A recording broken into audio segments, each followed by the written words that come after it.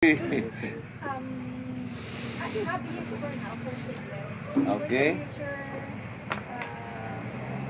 also go into product, to market future products. And Okay. to do some research maybe for fitness. Alright. Research as well. Ma'am? Hi, sir. So, we're at number 4, 5, 8, and 9.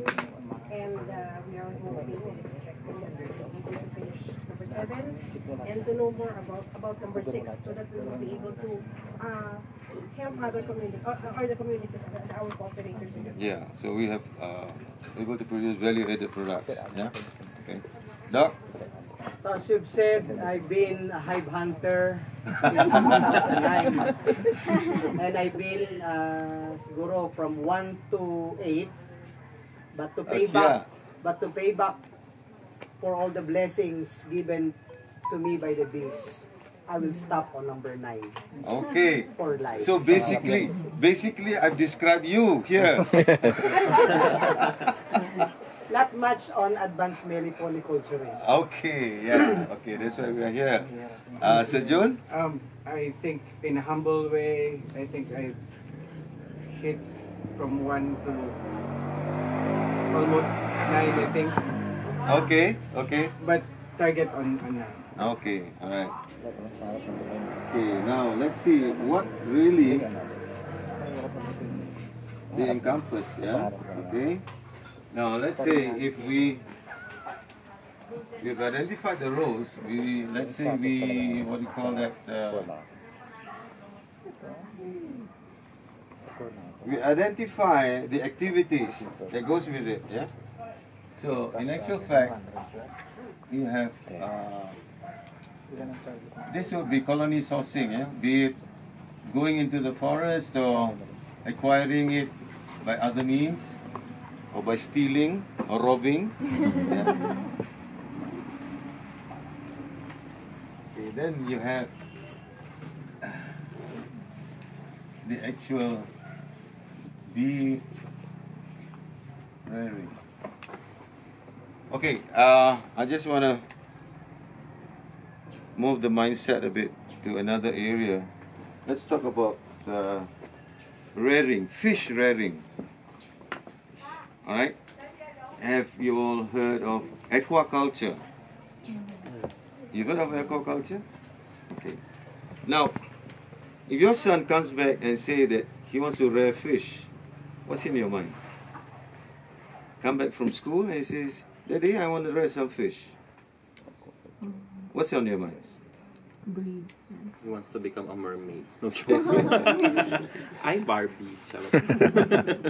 Does the picture of a small aquarium with some ornamental fish come to your mind?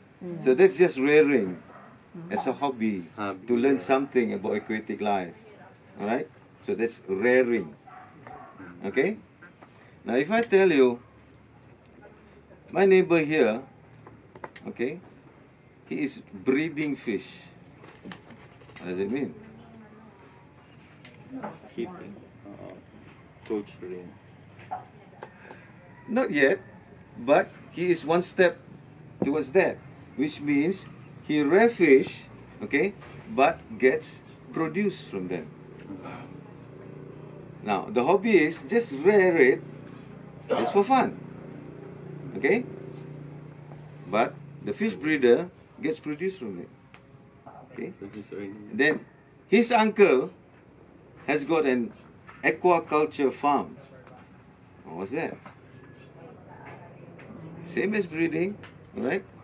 But culturing means, alright, even producing its own food, producing, you have a harvesting schedule, possibly even up to export. So that is the different stages. So if we apply that into beekeeping, so we have bee rearing, alright, which would be where the hobbies come in. Sourcing is here, alright? Am I right? Do you agree? Yes. Okay.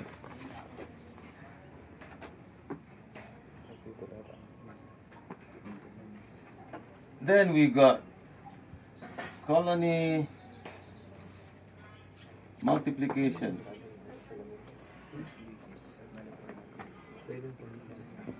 Which is basically multiplying or breeding or duplicating.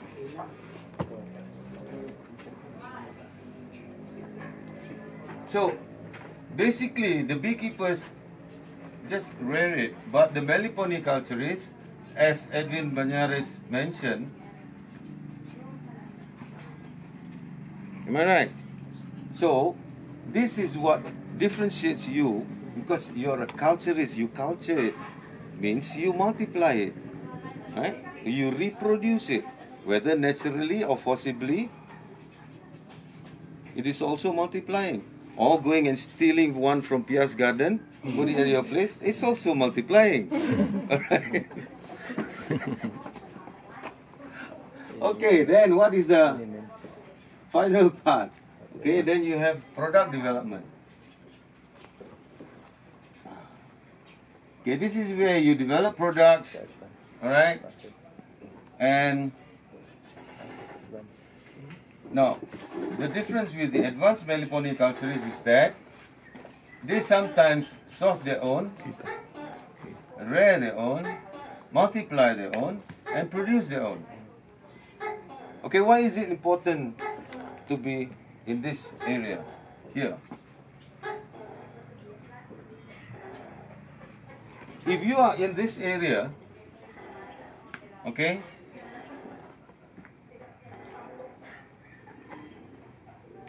you don't source the bees. You get the bees from someone else, right? And the issue here is the bees in their natural habitat, right, have been foraging certain flowers that they like, certain flowers that they are within the vicinity, is near, all right, and certain flowers which they have an affinity for, which suits their physiology. You know those flowers with long corolla, they can't even get in, yeah, but they have these special mandibles that they can cut and get to the nectar. All right. Now, whatever the issue may be, the thing is, if you don't source the bees from the natural vegetation, you are only rearing it, you will never know what on the onstart they were eating. Just like, Can you repeat that again? Sorry. I'll do one better. I'll give you an analogy. All right? Okay. You don't have any children. You want to adopt. All right? And you found an adoption agency who can give you some, you can choose some children from one Eskimo tribe. All right? Okay, so you bring home this toddler. Okay? Now the first thing you got to decide is, what are you going to give it for breakfast? What would you give it for breakfast? What would you give it for breakfast? Exactly. See, you know that it's an Eskimo child. What do Eskimos eat for breakfast? You don't know. So the same thing, when you get a colony from the wild, not you get it from the wild, but you got it from the hive hunter. The hive hunter will know what that Eskimo baby is eating. You don't know. But you still take it and still put it in Pia's garden. Oh, I got lots of flowers. Am I right? Yes. So, having lots of flowers, I got lots of food. But I don't know what the Eskimo baby eats. Is it the same? You know? You try to give it kamote. For Malaysia, it's okay. Give it kamote. I will love it. But does the Eskimo child going to eat kamote? So it's going to take time. Right? So here, you're losing time. Every time you take a colony from the wild, okay, it's got to recover. There is what we call a damage recovery period, which I'll get into later. Alright? So this is where sometimes we are losing, that is time. They don't die, yeah, but probably the Eskimo kid will be like a scrawny little child because of not getting what he wants or what he has an affinity for. All right. So that is where it's important for this, okay, to have this knowledge. All right.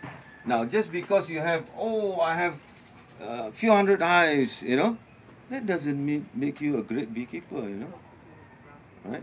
That doesn't even make you a meliponiculturist yet. Okay, so that is why I try to break it down so that you know where you stand and where you want to be. Okay, if you really care for the bees, you should be here. If you really care for that child that you took from God knows where, you're going to find out what has he been eating, what is his culture. How is he going to adapt to your culture? Same thing, the bees are going to adapt to your farm. Is your farm ready to receive those bees from the wild? So this is where it differentiates you if you want to be an advanced meliponiculturist. Okay, so this is where all these people here, okay, will have to study all this. All right, not just study the bees, how the bees look like, how long its wings are. That is for the entomologists, for the taxonomists. I know mine is mongo. Fine, that's great. You don't have to be precise. Oh, this is sapiens, this is clapiaris, no, this is biroi, this is Lipa, takpal. It doesn't have to. But this is more important. All right. Now that guy, he's an entomologist, he's a taxonomist. Oh, he knows this is called sapiens and all that. So what? Does he know how to keep bees? Right? So, I like Doc PJ's realm where he covers everything. So that is why a lot of us learn from Doc PJ. Right? Okay. Don't get bloated up, eh? Not Huwag everything. tataas ang PS. Wow. Alis ko na nga. Kayo din ang kanton. So basically, the conservationists will cover all right? And the researchers, even more than this, they will cover the habits of the bee, the morphology of the bee and all that. Okay? We'll also get into morphology of the bee. But for now, do you have any questions about where you stand and where you want to go? Any questions? So in this course, we're gonna tackle the different steps. Not only this, there'll be. Yeah, actually, I jumped the gun. You're right. I actually jumped the gun. Okay, so in this course, right? That was the first topic that we covered: colony multiplication, splitting. So I will cover how to do colony multiplication, right? This one, right? And then we'll look at pests and predators, preventative maintenance, right? So which normally what the researchers do, but as the advanced meliponiculturists, you need to know also. Otherwise, you will not be able to maintain. Okay? Then we will also cover meliponiculture with principles of beescape. What is beescape? What makes the difference of Pia's garden with other gardens? Yeah? We will go through basic meliponin ID and species recognition. Okay. Then after that, we'll do meliponary farm management. Okay. In farm management, there's this activities that you do daily, activities that you do weekly, activities that you do monthly, and activities you do during, before, and after typhoons or calamities. Right?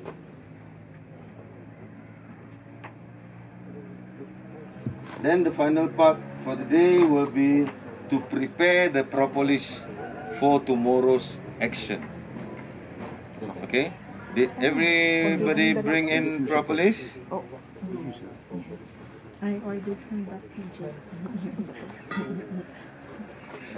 Okay, how many of you got propolis? Please raise your hand. Your own. A little. Is it okay if the propolis is fresh from the hive? Better. Or better?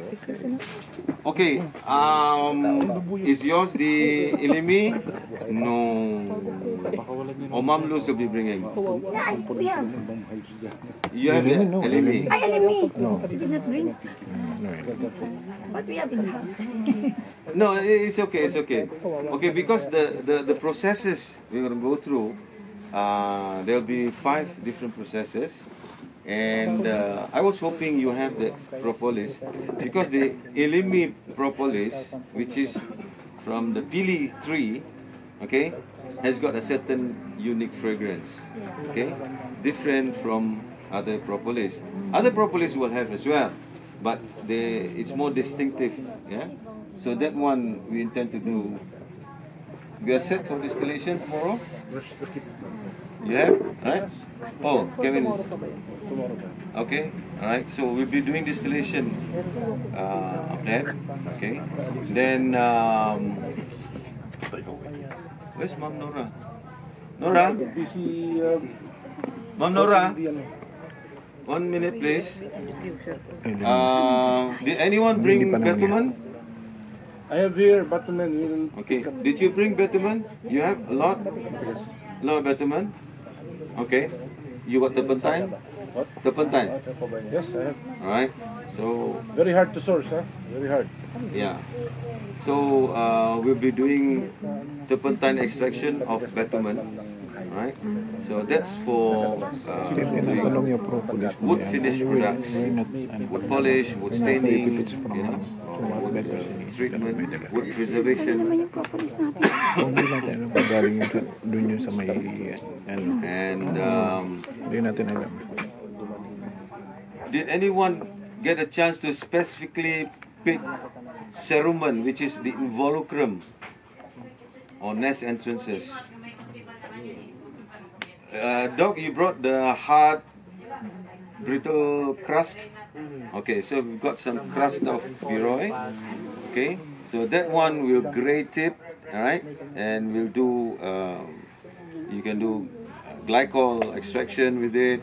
So we have glycol. Vegetable glycol. Yes. Yes, we have. Okay. Very hard to source also. Yeah. See, all the hard things is. Sir Lee has done it, all for the sake of our friends. Okay. Thank you. Red palm also, very hard to source red palm. Yeah, I was coming to the red palm. Red palm oil, okay? We use red palm oil because it has got beta carotene, and it's very good for the skin. So I was hoping, did anyone manage to harvest any pillars in your nest? Did you get any pillars? We have here. We can okay, we have here. So that one will do some serum with double boiling in oil. You have the double boiler, yes, all that. All, okay. So that one we're all set for tomorrow. But we, after classes today, it's better to prepare it after class so that we can keep it overnight. So there will be a better extraction. Normally we need three days, okay, but we don't have 3 days. So it'll be just a demonstration so that you can go back and you can do it on your own. You know how to do it, okay? We'll show you what are the materials needed, what kind of perseverance is required, and we'll go on from there. Okay, so that's the overview of what we're going to do today. Tomorrow will be all those that I talk about how to extract and all that, okay? So for what I've shown here, for this, alright, this is basically identifying where you are and where you're going to, okay? Are there any questions on this? Want to take a break? Yeah. Water. Shall we take a break? Just 5 minutes break, have a drink or something, yeah?